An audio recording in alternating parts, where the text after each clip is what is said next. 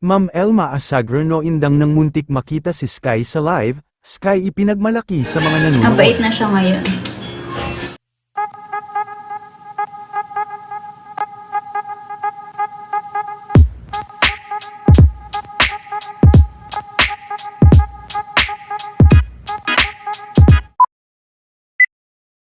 Bago ang inaabangan na 8/8 sale, ay muli naman nanapalive si Ma'am Elma Asagro kung saan ay nagbigay rin ito ng update sa kanyang pamangkin na si Sky.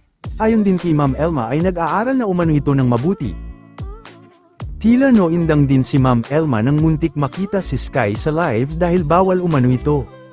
Samantala, aabangan naman si Ma'am Elma sa Cebu ngayong Agosto. Lang sa kanila. Sky, baka makita ka ha. Sis, abutan mo akong tissue. Sky, abutan mo akong tissue. This is color gray. Tapos, ay! Bessie! Bessie! Kita. Sabi niya. Ay! Huwag ka lang, nagwala ka lang. Tingin ko. Naka-flip nga yung camera nga ni. Ayoko na. Masakit. Sky, bababa ka muna. Sige na.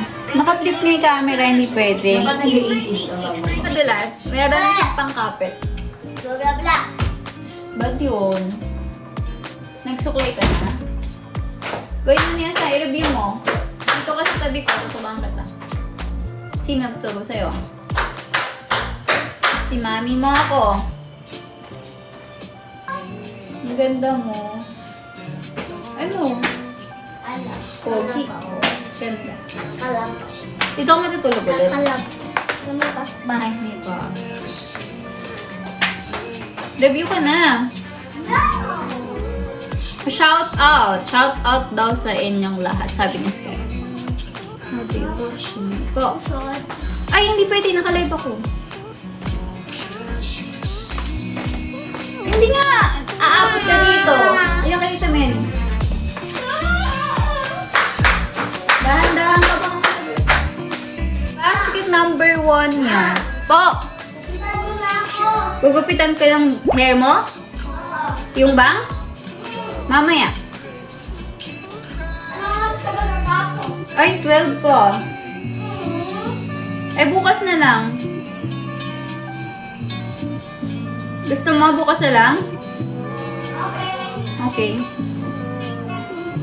Pangs... Ayan. Ang cute ni Sky. Nag-aaral na talaga siya. Mabait na siya ngayon. Pa-flex ng basket number 3. Eto na. Glow up mo. Grabe mo kasi sa pagka-glow up. Wala lang yung braces eh. Natatawa tuloy ako sa mga ano niya. Parang kasi Betty Lapea na nag-glow up, no? Ate, I miss you so much all. Sa sobrang ano ko, di ko alam kung kaka-phone or kaka-live.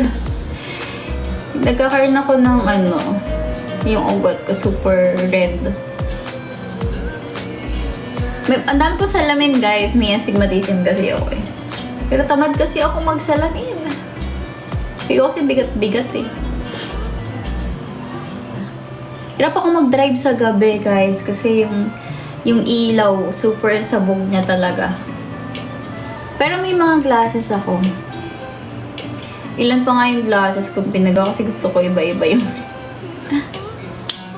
zoom on. Pero tamad si ate girl mo magsalamin. Yes, nasa Cebu po ako on August 9. See you there. Mas bagay mahaba yung hair. Oo nga eh. Kaya nagpaano ko. Parang namiss ko yung mahaba yung hair. Parang mag-1 year hindi ko mahaba yung buhok ko. Nakailang pagupit na ako. Para ma-refresh yung mga humawak ng hair. Wala pa din.